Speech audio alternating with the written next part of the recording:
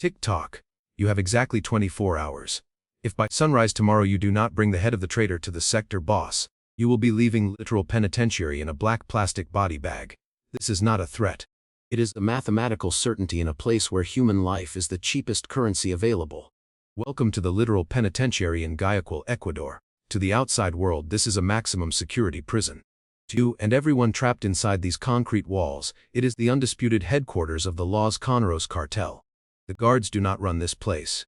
They are merely heavily armed doormen paid to look the other way while the real kings of the underworld conduct their multi-million-dollar trafficking operations from the comfort of their cell blocks. You are currently standing at the very bottom of the food chain. You are what they call fresh meat, a new blood who arrived with nothing but the clothes on your back and a desperate need to survive. But today, the bloody game of ranking up officially begins. Rule number 1 in Literal is simple. Never sleep deeply, and never trust the man smiling at you in the cafeteria. You are assigned to Pabellon 2. This sector is the beating heart of the Los Choneros empire within the prison walls. The air here is thick with the smell of cheap tobacco, bleach, and dried blood. Every inch of this block operates on a strict, ruthless hierarchy. If you want a mattress to sleep on, you pay the extortion collectors. If you want a smuggled cell phone to call your family, you pay the pavilion soldiers. If you cannot pay, you become a slave or worse, practice material for the sicarios who are sharpening their homemade machetes in the courtyard. You have seen how weapons are masterfully hidden in this hellscape. Glocks smuggled inside food delivery trucks are plastered into the very concrete walls you lean against. Machetes are buried under the dirt in the recreation yard. It is a fortress of violence. And yesterday, you made a calculated move that changed your trajectory.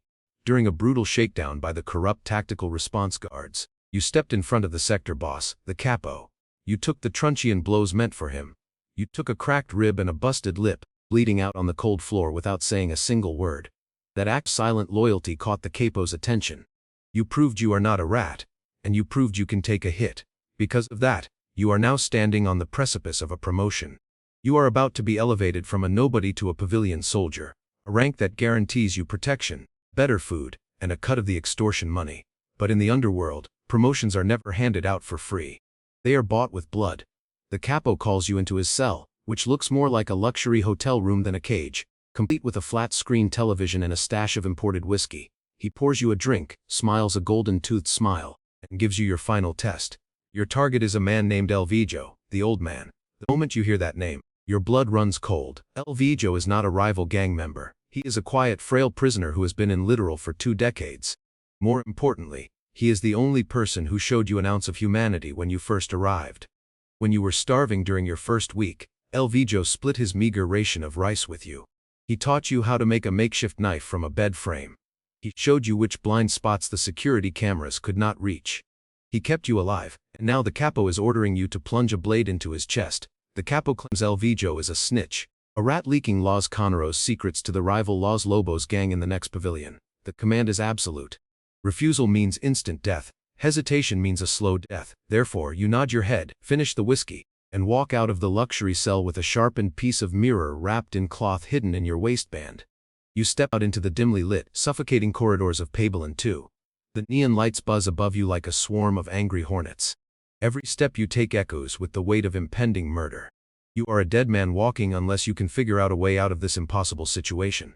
You are marching toward El Vijo's cell, your grip tightening around the cold, jagged edge of the glass shank. You know you cannot kill the man who saved you. But you also know the capo's sicarios are watching your every move from the shadows. You have to devise an insane, suicidal plan to fake the assassination, or somehow flip the script on the most powerful man in the prison. The clock is ticking down. 23 hours and 45 minutes left. The air feels heavier now, suffocating you as you approach the rusty iron bars of cell block 4. You take a deep breath, preparing to cross the point of no return, when the alarm sirens suddenly scream through the concrete corridors. The heavily armed guards do not come rushing in to save you or anyone else. They are the first cowards to run away and lock the heavy steel doors behind them. This is the brutal reality of an Ecuadorian prison right. A deafening explosion shakes the very foundation of Litoral Penitentiary, sending a massive shockwave of dust and pulverized concrete into the air. The rival gang Los Lobos, located in the adjacent pavilion, has just used smuggled explosives to blow a gaping hole through the dividing wall. It is an all-out war, a chaotic nightmare of flying bullets, smoke, and screaming men. The fragile truce between the two most powerful criminal organizations in the country has just been shattered. Amidst this terrifying chaos, you realize this might be your only chance to execute your impossible plan.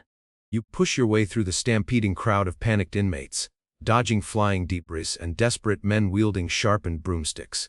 The air is choking with the acrid smell of burning mattresses and gunpowder. You finally reach cell block 4, and there, sitting calmly on his metal bunk despite the apocalypse unfolding outside, is El Vijo. He looks at you with sad, knowing eyes, as if he has been expecting you to come with a blade in your hand. But instead of raising your weapon to strike him down, you grab the old man by his frail arm and pull him to his feet. You tell him that the capo wants him dead, and that you have been sent to do the dirty work. You tell him that you refuse to be a pawn in this bloody game. Your plan is dangerous but simple. Remember a secret maintenance tunnel El Vijo once mentioned, a forgotten sewer line hidden beneath the shower stalls of Block 4. It is a disgusting, claustrophobic rat maze, but it leads directly to the neutral zone between the pavilions. And from there, you can figure out a way to survive the night. El Vijo nods, a faint glimmer of hope in his tired eyes. Together you navigate the smoke-filled hallways, sticking to the shadows, avoiding the brutal skirmishes breaking out between the Los Choneros soldiers and the invading Los Lobos members. You are so close to the shower room, you can hear the water pipes dripping in the dark. But as you turn the final corner, your heart sinks into your stomach. Blocking the only entrance to the showers are two massive figures. They are not Los Lobos invaders, they are the capo's elite sicarios, the very same enforcers who were supposed to be guarding the boss upstairs. They are covered in intricate gang tattoos, their eyes dead and emotionless, gripping long, serrated machetes dripping with fresh blood. The capo never trusted you. He sent his best killers to follow you, ensuring that whether you succeeded or failed in assassinating El Vijo, neither of you would leave this hallway alive. You are nothing more than a disposable distraction. The two giants step forward, blocking the narrow corridor entirely. There is nowhere to run. The concrete walls close in around you, and the sounds of the riot fade into a dull hum beneath the pounding of your own heartbeat. You shove El Vijo behind you, gripping your pathetic piece of sharpened mirror wrapped in a dirty rag. It is a suicide mission. Two heavily armed, seasoned cartel executioners against a rookie with a piece of glass. But the adrenaline surging through your veins leaves no room for fear. You lunge forward as the first sicario swings his heavy blade, aiming to decapitate you in a single strike. You drop to your knees, feeling the cold steel slice the air just inches above your head. Using momentum, you drive your glass shank upward, burying it deep into the fleshy gap between his ribcage and his bulletproof vest. The giant gasps, dropping his weapon as he collapses violently onto the blood-soaked tiles. But before you can even pull your weapon out, the second sicario kicks you squarely in the chest. You fly backward, crashing into the rusted iron bars of an empty cell. Your vision blurs, your ribs screaming in agony. The killer stands over you, raising his machete with both hands for the final, fatal blow. You close your eyes bracing for the end. Suddenly, a deafening gunshot rings out in the confined space. The sicario freezes, a look of pure shock washing over his scarred face before he crumbles to the ground, a neat hole right between his eyes. You open your eyes, gasping for air, and look up to see El Vijo standing there. His hands are shaking violently, but he is holding a smuggled pistol, the barrel still smoking. He looks down at you, his voice barely a whisper amidst the distant explosions. He tells you that there is something you need to know, something that changes everything. El Vijo drops the smoking pistol and looks you dead in the eye. He tells you the most terrifying truth in the underworld. The monster you should fear the most does not come at you with a knife. He sits in a comfortable chair, smokes expensive cigars, and calls you his brother. El Vijo is not a traitor. He is the master bookkeeper for the entire pavilion. He reveals that the capo has been skimming millions of dollars from the cocaine shipments belonging to the Sinaloa Cartel. The capo knew an audit from the ruthless Mexican bosses was coming, and he desperately needed a scapegoat. He needed to silence El Vijo and use a knave new blood like you to do the dirty work, ensuring both of you would take the fall and be buried in anonymous graves. The clock is relentlessly ticking.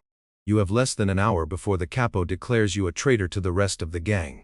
Right now, the capo is sitting safely in the heavily fortified observation tower overlooking the burning courtyard, surrounded by his most loyal guards. You realize that running away through the sewers will only delay your execution. The cartel will hunt you down outside these concrete walls. The only way to survive this night is to cut off the head of the snake. You look at El Vijo, and together, you formulate a desperate, suicidal counterattack. You take the blood-stained ledger from a hidden compartment inside El Vijo's torn mattress. This small notebook contains every stolen dollar, Every secret transaction the capo made behind the backs of the terrifying Mexican drug lords. You grab the dead Sicario's heavy machete, your knuckles turning white as you grip the handle. You and El Vijo fight your way up the dark, concrete stairwell toward the observation tower. The massive riot below provides the perfect cover. The guards inside the tower are entirely distracted by the chaos and the fires raging in the recreation yard. You kick open the heavy steel door of the tower with everything you have. The capo turns around, his golden smile vanishing instantly as he sees you covered in blood, standing right next to the man you were supposed to assassinate. His loyal guards immediately raise their automatic weapons, aiming directly at your chest. But before anyone can pull a trigger, you throw the blood-soaked ledger onto the wooden table right in front of the top enforcers. You scream the truth over the deafening sound of gunfire outside. You tell them the capo has been stealing from Sinaloa, and that when the Mexicans find out about the missing money, everyone in this room will be skinned alive. The enforcers freeze in their tracks. They look down at the ledger, recognizing El Vijo's meticulous handwriting and the undeniable proof of betrayal. The realization hits them like a runaway freight train. In the cartel world, stealing from the ultimate bosses is the one unforgivable sin. The loyalty in the room shifts in a fraction of a second. The enforcers slowly lower their weapons and take a step away from the capo. The sector boss realizes he is entirely alone. Panic flashes in his eyes. He reaches for his golden gun, but you are faster. You swing the heavy machete with every ounce of rage and adrenaline left in your battered body. The cold steel strikes true. The tyrannical reign of the corrupt capo ends in a sudden, violent spray of crimson across the bulletproof glass windows. The room goes completely silent, save for the crackling of the fires burning down below in the courtyard. You stand over his lifeless body, your breathing heavy, your hands trembling violently as the machete drops from your grip. Dawn finally breaks over the city of Guayaquil. The military is storming the prison courtyard with tear gas, flashbangs, and armored vehicles, violently ending the night of absolute terror. You are sitting in the capo's luxurious leather chair, wiping the dried blood off your knuckles with a dirty rag. You survived the 24-hour death sentence. You did not just rank up to a pavilion soldier. You bypassed the entire system, eliminated the corruption, and claimed the bloody throne for yourself. The remaining gang members look at you with a newfound mixture of absolute fear and respect. But as you look down at your stained hands, you realize a terrifying truth. Your soul now belongs entirely to the devil. You have become the exact monster you feared when you first walked into this godforsaken prison. But Ecuador is just the bloody backyard of a much larger, global empire. Who are the real monsters pulling the strings from the shadows of Mexico? Who are the billionaire drug lords commanding these prison armies from their hidden mountain fortresses? Next time, we are taking you straight into the merciless heart of the Sinaloa Cartel. Make sure you hit that subscribe button, like this video and leave a comment below. If it were you, would you have killed the man who saved your life just to rank up in the underworld? Welcome to your new life.